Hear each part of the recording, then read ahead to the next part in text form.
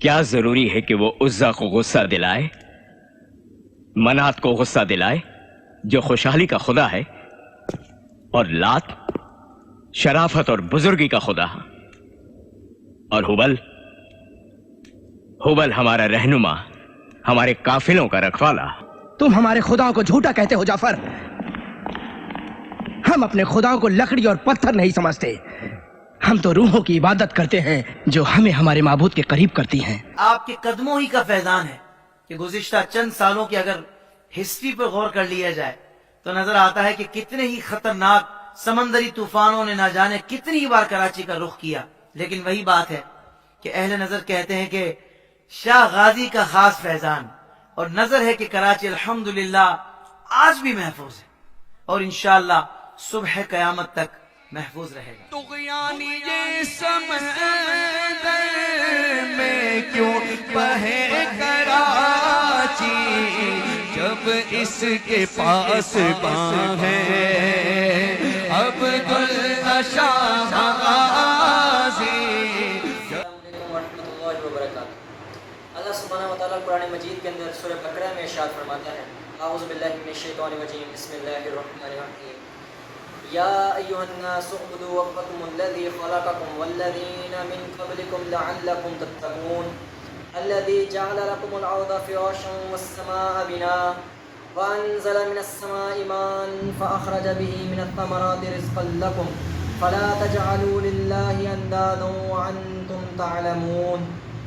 فرمایا اے لوگوں، اس رب کی عبادت کرو جس نے تمہیں پیدا کیا اور تم سے پہلے والوں کو پیدا کیا تاکہ تم پرہیزگار بن سکو، جس نے بنایا زمین کو تمہارے لیے فرش اور آسمان کو تمہارے لیے چھت بنایا، اس نے آسمان سے پانی نازل کیا، پھر اس سے وہ چیزیں نکالی، وہ ثمرات نکالے جو تمہارے لیے رزق ہیں، تو مت بناؤ تم اللہ کے لیے مزید، اللہ کے سوا مزید معبود اور تم جانتے ہو۔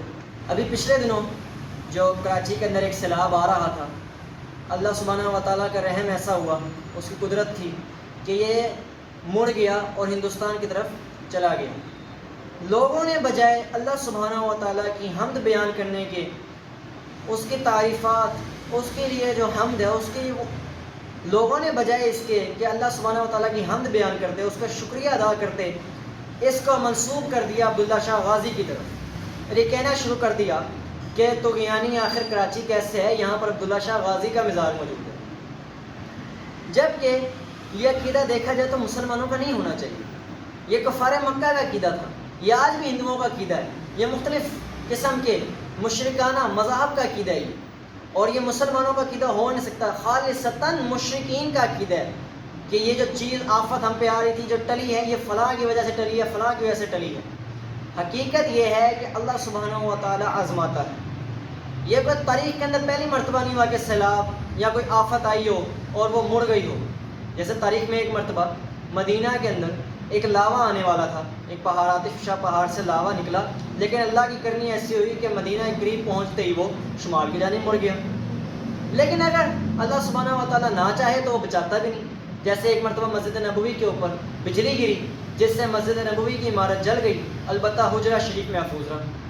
اور اگر سیلاب کی بات کی جائے تو سیلاب آئے ہوئے ہیں، خانہ کعبہ میں تاریخی کتابوں کے مطابق 60 سے زیادہ سیلاب آ چکے ہیں، اور زیادہ پرانی بات نہیں، 30-40 سال پہلے بھی ایک سیلاب آیا تھا خانہ کعبہ کے اندر، جس سے خانہ کعبہ کی کافی حد تک ڈوب گیا اور لوگوں نے طواف بھی تیر کے کیا تھا۔ تو یہ کوئی حیرت انگیز بات تو نہیں ہے کہ اللہ تعالیٰ بچائے یا نہ بچائے، اللہ تعالیٰ آزماتا ہے، اور لوگوں کو اس مرتبہ بھی اللہ تعالیٰ نے آزمایا کہ لوگ اللہ کی طرف رجوع کرتے ہیں یا عبداللہ شاہ غازی کی طرف، کیونکہ پہلے بھی کافی لوگ کہہ رہے تھے کہ کراچی میں سیلاب نہیں آ سکتا کیونکہ عبداللہ شاہ غازی کا مزار یہاں موجود ہے۔ حقیقت یہ نہیں ہے، اللہ سبحانہ و تعالیٰ قرآن میں فرماتا ہے کہ جن کو تم اللہ کے سوا پکارتے تمہارے جیسے بندے ہی ہیں۔ کفار مکہ کا بھی تو یہی کام تھا، جب کسی مصیبت میں پڑتے تھے تو وہ کہتے تھے کہ اے اللہ ہماری مدد کر، اگر تو ہمیں بچا لے گا تو پھر ہم شکر گزاروں میں سے ہو جائیں گے، اور جیسے اللہ ان کو اس مصیبت سے بچا لیتا تھا وہ لوگ پھر اپنے بتوں کی طرف اس چیز کو منسوخ کر دیتے کہ یہ لات کی وجہ سے ہوا، منات کی وجہ سے ہوا، عزا کی وجہ سے ہوا۔ یہی حال یہاں کا بھی ہے، یہاں ایک مرتبہ سیلاب آیا تو یہ علی اجویری کے دربار کے پاس جاتے جاتے ختم ہو گیا، لوگوں نے اس کو علی اجویری کی طرف منسوخ کر دیا۔ یہ مشرکانہ عقیدے ہیں، اور اس طرح کے جو کوئنسیڈنسز جو اتفاق ہوتے ہیں اس سے آپ کوئی عقیدہ نہیں بنا سکتے۔ میری ذاتی زندگی کے اندر ایک مرتبہ یہ واقعہ ہوا کہ میں نے اپنے لیے یہ انگوٹھی بنوائی، 9ویں کلاس میں اس وقت میں پڑھتا تھا. جب میں نے یہ انگوٹھی بنوائی تو میں بہت شدید بیمار ہو گیا اور مہینے سے زیادہ میں بیمار ہوں, جس کی وجہ سے میرا ٹیسٹ سیشن بھی خراب رہا. اس بیماری کے دوران مجھے کئی ساتھیوں نے کہا کہ بھائی یہ جو انگوٹھی پہنی ہوئی ہے یہ اس وجہ سے ہو رہا ہے, کیونکہ اتفاق یہ کہ جس دن انگوٹھی پہنی اس کے 1-2 دن بعد میں بیمار ہو گیا اور ٹھیک بھی نہیں ہو رہا. سب کہہ رہے بھائی انگوٹھی اتار دے, شاید یہ پتھر جو ہے وہ راس نہیں آیا تجھے. بات یہ انگوٹھی تو میں نے ابھی بھی پہنی ہوئی ہے, زندہ تو میں ابھی بھی ہوں, میری تقدیر یہ انگوٹھی نہیں لکھ سکتی, یہ پتھر نہیں لکھ سکتا. اسی طرح مجھے کوئی ولی, کوئی غوث, کوئی کتب ابدال نہیں بچا سکتا. بچانا اللہ تعالیٰ نہیں ہے. اب لوگ اس کو کسی نہ کسی غوث, کتب ابدال کی طرف منسوخ کرتے ہیں تو یہ پھر لوگوں کی غلطی ہے. اسی طرح سے ہندوؤں میں جب کوئی آفت آتی ہے وہ اپنے اللہ سبحانہ و تعالیٰ کو پکارتے ہیں, لیکن جیسے وہ آفت ٹلتی ہے وہ اس کو رام کرشن اور پتہ نہیں کس کس کی طرف منسوخ کر دیتے ہیں. یہی حال عیسائیوں کا بھی ہے. جب وہ ڈوبنے لگتے ہیں یا ان پہ کوئی مصیبت آتی ہے تو وہ خدا ہی کو پکارتے ہیں, اور جیسے ہی مصیبت ٹل جاتی ہے تو تعریفات, تسبیحات عیسیٰ مسیح علیہ السلام کی کرنی شروع ہو جاتے ہیں. یہی تو حال ہے ان کا, یہی تو اصل شرک تھا, یہی تو خرابی تھی. اسی کے تو خلاف محمد کریم صلی اللہ علیہ وآلہ وسلم نے جہاد کیا, اسی کے خلاف تو پوری زندگی کوشش کی. ہم گھوم گھما کے وہیں پہ آگے دوبارہ سے جس سے بچنے کا ہمارے نبی نے حکم دیا تھا. سچ کہا تھا اللہ کے نبی نے کہ میری امت وہی کرے گی جو پچھلے کرتے آئے تھے, اور پچھلے یہی تو کر رہے تھے. یہود و نصارہ یہی تو کام کرتے تھے, عیسائیوں نے یہی تو کیا. کوئی آفت آئی خدا کا پکارا, آفت ٹل گئی, عیسیٰ علیہ السلام کو پکارنا شروع کر دیا, عیسیٰ علیہ السلام کی تعریفات کرنی شروع کر دی. یہی حال ہمارا ہو گیا. ہم پہ آفت آئی, سیلاب آنے والا تھا, لوگ اللہ کو پکار رہے تھے, سیلاب ختم ہو گیا, عبداللہ شاہ غازی کی طرف اس کو منسوخ کر دیا. اس طرح کے واقعات اگر ہوں تو یہ اللہ تعالیٰ کی طرف سے آزمائش ہوتی ہے. اللہ آزماتا ہے کہ میرے بندے اس آزمائش کے بعد مجھے پکاریں گے یا پھر فلاں غوث, کتب ابدال یا ولی یا پھر کسی بت وغیرہ کو پکاریں گے. اگر آپ لوگ یہ کام کریں کہ ان کو وہی درجہ دے دیں جو اللہ کا ہے, یا وہ درجہ تو نہ دیں, خدائی کا درجہ تو نہ دیں, مگر یہ کہیں کہ اللہ تعالیٰ نے ان کے اندر اختیارات بانٹے ہوئے ہیں, یہ چاہتے ہیں تو ایسا ہوتا ہے, یہ چاہتے ہیں تو ایسا ہوتا ہے. یہ دونوں عقیدے ہی مشرکانہ ہیں, یہ دونوں عقیدے ہی شرکیاں ہیں.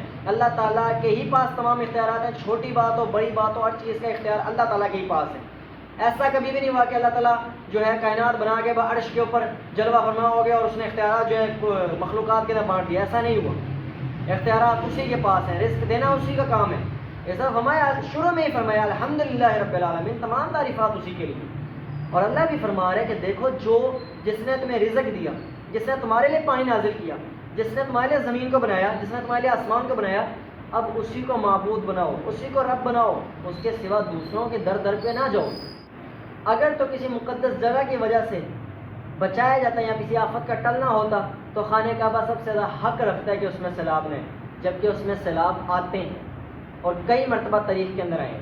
تو یہ کوئی عجیب بات نہیں ہے کہ اللہ تعالیٰ چاہے تو آئے, اللہ چاہے تو نہ آئے. یہ کوئی مسئلہ نہیں ہے, یہ اللہ سبحانہ و تعالیٰ کی مرضی ہے. جیسا اللہ نے چاہا ویسا اس نے کر دیا. اللہ سبحانہ و تعالیٰ ہمیں شرک کی بیماری سے محفوظ فرمائے. وآخر دعوانا الحمدللہ رب العالمین.